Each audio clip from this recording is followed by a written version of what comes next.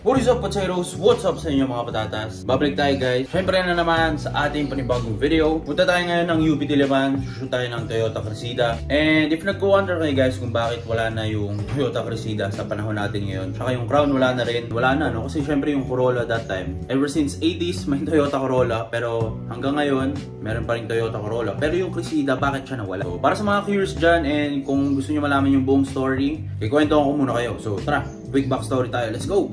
Ano nga ba ang Toyota Cressida? So ang Toyota Cressida is isang luxury car na nilabas ng Toyota noong 1973. Pero kung titignan natin yung kanyang design, may kita mo na parang boring lang siya na kotse. Pero ang hinahabol ng mga tao dito or ng mga consumers is yung kanyang makina. So kumpara sa mga Corolla, sa mga normal na sedan, mas malaki syempre yung makina nito. Pero ginawa siyang rear wheel drive ng Toyota, kaya gustong gusto talaga ng mga JDM boys natin to. Another reason kung bakit sobrang sought after ng Toyota Cressida is kumpara sa mga kanyang mga kalaban ng mga panahon niya, which is yung mga Mercedes-Benz, BMW, and kung ano pang mga European brands. Makukuha mo na halos lahat ng features na meron sa mga mas mamahaling mga sasakyan for a fraction of its price. At kung magiging technical tayo, ang Cressida rin ang pinakaunang nag-release ng motorized automatic passive seatbelts para sa mga driver. Ito yung tipong pagsakay mo at pag-start mo ng kotse, yayakapin ka na agad ng seatbelts. So nung panahon na yun, noong mga 1980s, sobrang advanced na ito para sa panahon niya. Kung nag-wonder kayo kung bakit wala ng Cressida sa panahon ngayon, kasi after ma-discontinue ng Cressida, dito na lumabas yung brand na Lexus. So hindi naman nila pwede gawin na gumawa pa rin sila ng quality sedan na malaki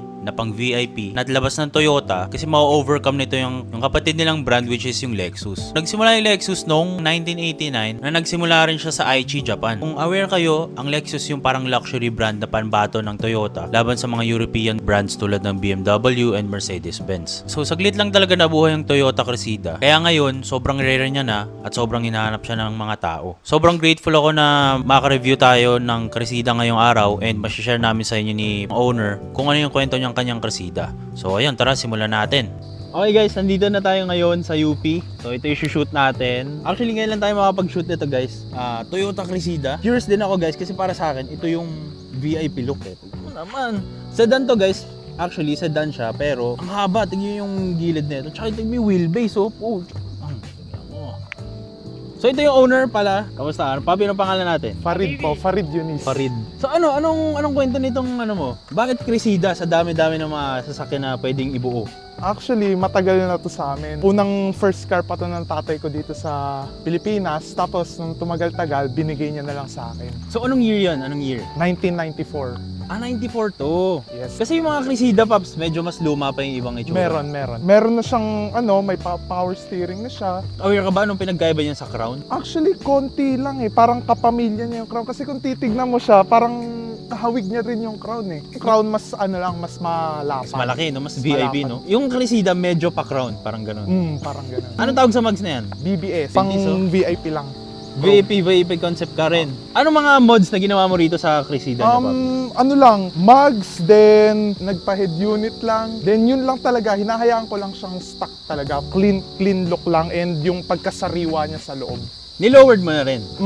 Takas siya dati. Kasya ulo ng bata, gano'n? Hindi, kasya yung pag pinasok mo yung kaya mo ipasok para linisin yung sa loob. Pero mas gusto mo lowered talaga? Mas gusto ko pang lowered. Curious lang ako, Pops. Nagsimula ka rin stock look. Stock height, stock mugs, gano'n. Ganun din. Kakasama mo dito sa tropa mo. Yun. Kamusta naman sa pagdating sa mga pyesa, mga maintenance, gano'n? Medyo mahirap siya hanapan ng pyesa kasi in-order pa namin sa Qatar yung parts kasi in-import pa siya galing Qatar. So Qatar unit to? Qatar unit. Pero may ganitong itsura rin sa Pilipinas? Hindi ako sure. May mga nakikita ako na Cressida pero mga 80s model. Ito mas luma pa? Mas luma. Ito kasi 90s na.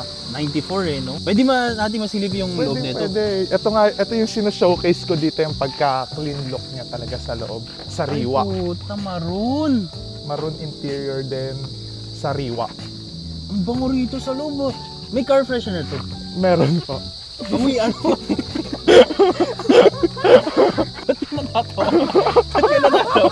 Hindi, seryoso guys, mabango siya. Hindi siya amoy lumang kotse. Ilan na tinakbo nito, Papi? 100, kaka 140,000 lang niya. So, kaka-change oil ko lang din last week. Tsaka, ang mahirap kasi guys sa maroon, yung mga fading Pops eh. No? Yun nga. Pero sa Corolla, yung mga fading yung mahirap. Dito, Tsaka ano wala. siya, suede. Parang nag-iiba ang kulay, no? Kapag na-haplosan, no? Ano naman? Ang ganda nito. Tsaka dito may mga lagay ng yosihan, no? Yosihan.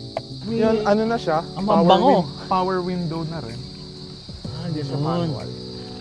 Tsaka malalaman mong VIP guys or maganda ang sasakyan kapag may seatbelt hanggang likod. O bakit may tissue rito? Pero guys, pawisin kasi tayo guys. Bakit may tissue dyan? Pampunas natin ng pawis. Sa pawis. Paubos na yung tissue mo. Paubos na yung tissue mo doon. VIP setup. VIP, so yung mga pasero, may tissue. Tsaka ang linis nito guys, Tsaka may armrest hanggang likod. Papi, ilan ba kayo sa family? Curious lang ako. 7 members ka. 7 members. Sumasakay sila lahat dyan dati. Oy, dati nung bata pa kami.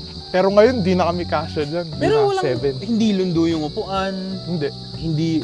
Bakit bihira nyo gamitin to dati? Ginagamit naman pero hindi yung talagang gamit na gamit. Marami ba kayong kotse dati? Hindi naman, dalawa lang. Ganun? Buti na pa mahilig sa kotse yung daddy mo. Sakto lang din, hindi talaga yung into talaga. Pero sariwa yung upuan. Paano niya kaya nagawang ganun? Kadalasan kasi guys, na malalaman mong gamit na gamit ang isang kotse kapag lundo yung mga upuan, punit-punit, no? Pero ito, halos wala talaga, no? Ang pinaka-inaalagaan ko talaga dito, yung interior niya, yung pagkasariwa niya talaga. Ano mo naman? Walang mga rito, Malinis to, papi, likod. Malinis. Parang hindi ka sure, Hindi, malinis yan. Di, tsaka kapag kakresida, malawag ang likod, Paps, no? Malawag. Hanggang dito sa likod, Maroon talaga, no? Stock lahat yan, pati speakers niya, stock. Stock talaga, as in, from, labas sa kasa, gano'n. Stock talaga. Sa likod, silipin natin likod. Malaki yung niya yung trunk space. Trunk space niya. Ay, hindi kasama yung taillight. Hindi. Talaga. Kadalasan kasi, Papi, sa mga sedan, hanggang taillight kasama, no? Ito hanggang ganyan lang. Tapos ito yung reserve tire. Ito yung niya, spare tire niya. Ano yung itsura ng stock mugs? Pati nga. Steelies. Steelies. Steelies lang na black. Okay. Papi, curious ako, halimbawa, nabangga, nagka-dent yung bumper. Saan kayo kumuha ng parts ng ganyan? Masilya lang, ganun. Masilya lang? Pinapagawa lang. Pero wala pa naman, di pa naman siya nagkakaroon ng serious, talaga. Yung serious talagang, stains. Yung talagang nadudurog, wala pa naman. Pero kasi wala nang kresida ngayon, Papi, no? Tama? Yes, wala na. For comparison, Papi, anong height mo? 5'11". 5'11". Parang sedan lang sa'yo, Papi, no? Parang Corolla. Maliit lang tignan sa akin yung sasakyan. Parang small body. Pero kung tinabi ito sa Corolla, hindi ko kasi dala yung Corolla ko. Malaki talaga siya, guys. Ngayon lang ako nakakita, guys, ng interior na kumpleto talaga. Kasi kadalasan, Papi, sa Corolla, binubuo-buo nila, Ayun nga po. Walang lahatan, Ito, kumpleto talaga. Buo pa talaga siya lahat. Papi, pwede ba ako umupo rito? Pwede. Subukan nga natin. Tsaka maluwag. Tsaka yung interior niya, hindi siya yung kupas-kupas, no? Yun nga po. Ayun, no? Buo pa siya. Tapos ito, stock yan lahat. Stock lahat. Ito lang ang pinalitan. Itong head unit. Pinalitan natin. May garahe rin to. Meron po. Ay, kaya pala. Isang rason kung bakit naging ganito dahil sa garahe, Papi. Sa garahe rin. Kasi pag papark mo lang to sa labas, sa arawan, syempre, pwedeng pag naarawan, nasisira rin yung mga Crack-a-doodle-doo. Ito, lagayin din ng Yossi. Lagay ng Yossi. Grabe, lakas mag-Yossi. Papi, yung mga ganito sa Dubai, sa Qatar, di ba pinangaharabas nila to? Pinangaharabas nila. Pinag-drift, no? Ginagawang drift car. Actually, popular ang Cressida sa US. Ginagawa siyang drift car. Ine-engine swap nila ng mga 2JZ. Ito kasi, ano ba makina nito pala? 22R, 2.4. 2.4. Gasoline engine, carb. Carb to? Carb. Okay. Mamaya silipin natin. Ang ganda pala dito, guys. Isip, kita yung crown Akala mo, Rolls Royce, no? Rolls Royce ng Toyota. Rolls Royce. Pero kasi guys, ang Toyota kasi kilala to sa pagiging budget meal, no? So siguro nung time ng Cressida, gumawa sila ng medyo no? Pero Papi, di ba ang taxi sa Japan, Di ba Crown din? Cressida, no? Crown, no? Crown. Sipin mo, sa Japan, Crown lang, Tapos Matic, kamusta naman ang transmission nito? Ang takbo? Okay pa naman. Maganda pa naman takbo niya. Wala naman problema. Grabe ngayon ako nakakita ng ganitong kotse na Kadalasan kasi guys, sabi ko nga sa inyo, sa mga Corolla small body, bibili ng upuan na ganito, tapos wala sa likod, bibili sa likod sa ibang kotse. So anong nangyari? Iba-iba yung colors, Iba-iba yung matching. Pero ito, kumpleto talaga. Headliner, malinis rin. Buo pa. Papi, pwede natin masilip yung makina nito. Pwede. So, silipin nga natin. Pop the hood mo yung VTEC engine.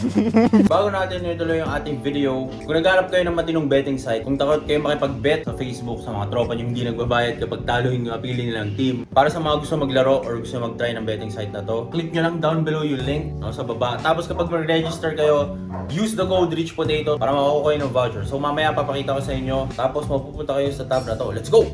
So napakadali lang mag-register dito guys. Siyempre click nyo lang yung green sa taas, register. Tapos sa code dito may lalagay yung phone number mo. Ito rin yung gagamitin mo pang login mo. Tapos dito nyo magagamit yung Rich Potato na code. Siyempre $100 yan guys na bonus. Di yan pesos, dollars yan. So napakadali lang mag-register. Makakapag-bet ka na agad. So siyempre kailangan mo maglagay muna ng pera para makapag-bet ka dito sa betting site. Kaya siya betting site, diba? So maganda sa betting site na to, sobrang daming laro. Siyempre meron ditong football kung fan ka ni Messi o ni Ronaldo. Tennis, meron din. At syempre, yung paborito ng Pinoy, hindi mawawala talaga dyan yung basketball. Pwede ka tumaya dito, NBA, PBA, at kung ano-anong liga pa. Yun ang maganda dito sa 1xBet. Sobrang daming varieties ng mga laro. Sobrang user-friendly ng app na to, so hindi ka talaga malilito, hindi ka maliligaw. Subukan nyo na tong 1xBet. Wala namang masama sa pag nagtatry. Alay mo, kayo na yung susunod na swertehin.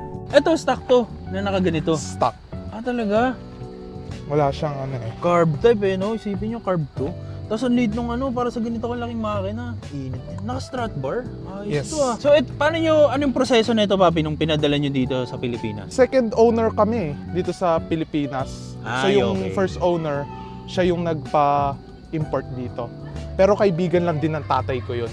Ah, so close friends ko Close nun. friend. Saan, alam ba, nasira yung fuel pump? Saan yung bibili niyan? Order rin pa sa Qatar. So, wala siyang pesa dito sa Pilipinas, gano'n? Meron pero hindi mahirap hanapin. Hindi pa ako nakaka-try sa Banawi ng mga parts ng O, lahat Cressida. doon meron. Pero Lahat for doon, sure, Chronicles siguro meron meron. din doon. 22R. 22R. Pero parang malo. Parang kasya nga 2JZ. Kasya nga. Talaga? Yun nga, kasya ang V6 engine sa kanya. Malaki yung engine bay niya. Pabi, kamusta naman ang pagmamayari ng ganito sa traffic na Pilipinas? Kasi syempre medyo malaki siya, no? Oversized, no? Kamusta ka sa traffic pag dinadala mo yan? Okay, wala namang problema. Nasanay na lang din siguro. Siguro ang nagiging ano ko na lang is yung fuel consumption niya. Kamusta pa? Medyo Malakas? di naman sobra pero medyo ano rin yung fuel consumption niya kasi syempre carb type din. Yung engine niya is 2.4 din. So, Tapos medyo palagi ka maano pa traffic kasi sa Manila ka ba nag-aaral, no? din. Sa Manila. Kung ibebenta mo to, Papi, magkano? 1M. Grabe ka naman. Hindi ko ibebenta. Straight swap na lang kunwari saan? Straight swap. Kunwari hindi ka nakaganito, anong isa mo pang gustong kotse? Honda, hindi ka mahilig sa Honda. Ay, hindi. Siguro Hindi ka yun nga, ganun? Fortuner na naka-Voc race. Ayun, yan. Papi, ano ma-advise mo para sa mga gusto bumili ng ganitong sasakyan? Alagaan nyo lang, then importante talaga parking. Huwag nyo lang ipapark sa kung saan-saan, then kailangan talaga mag-invest kayo sa magandang parking. Huwag nyo lang hayaan nakapark sa arawan. Kung gusto nyo talaga alagaan yung paint niya, then yung interior, magandang parking talaga kailangan. Sa marketplace may mga ganito ba? O wala? Wala ako nakikita eh, pero Crown may nakikita Crown ako. marami, no? Meron ako nakikita. Tapos disc brake pati likod. Disc brake din yan. Yeah. Kapag ano mga naging sira na nito, Papi? Yung clutch sa transmission, pero naayos rin naman na. Mga minor naman, hindi naman sobrang lala talaga ng mga sira. Mga ganun lang, aircon, ganun. Pinapaayos yung aircon. Ang tanong, saan mo pinapaayos kapag ganyan mga kotse? Nagpapaayos tayo sa E&M Scientist Garage. Located sila sa Zapote, Las Piñas. Ang layo. Yan. Pupunta ka pa ng Las Piñas para ipaayos. Pero Sila for mag-aayos. sure, magaling sila. Magaling sila, alam na nilang, kumbaga kabisado na nila yung kotse, alam na nila kalikutin. Ba't ikaw lang yung nakakresida doon, no? Marami kayo. Halo may mga naka-Benz na mga old school din, tas Crown, tas ako yan, Cressida. Basta nag-aayos sila ng mga old school na. Pero Alam nila kalikutin. sa Cressida, Papi, okay ka naman. Okay Masaya naman ako, ka dyan. masaya ako sa Kasi Cressida. one of a kind, no? Comment down below kung ilan na yung nakita yung ganitong model ng Cressida. Akala ko talaga nung una, guys. Kasi ang kwento nito kung bakit ko sinut to, kasi si Emil, mamaya papakilala ko sa inyo, siya yung may-ari nung City tsaka ng Revo. Madami kasing kotse yung tropa ko na yun.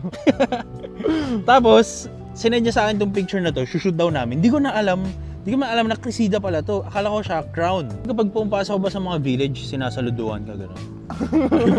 pang big time eh, no? Oo. Pero parang ako, kulang ako sa lower dyan eh. Parang kailangan pa ibaba eh, no?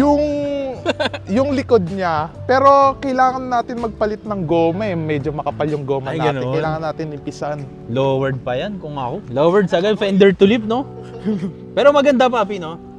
Maganda. Sobrang, ganito yung mga gusto kong ipakita sa inyo, guys, na umaandar pa yung mga ganito, no? Tsaka, bihira kayo makakita ng ganyang kotse, guys. Tingnan yung wheelbase, no?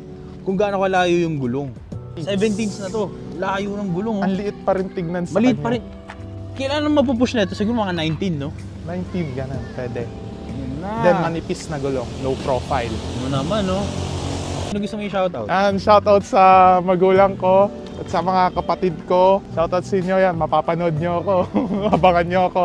Then shoutout din sa mga kaibigan ko. Shoutout sa Aesthetics Toyota, sa Click Mapua, sa Only Boys, at sa shoutout din kay Vertex Automotive, kay CJ yan. Papi, salamat ha. Pinakita mo yung kotse mo. And so, ayun lang guys. So, sana na-enjoy yung video natin ito. Kita-kits sa susunod na video. Peace out.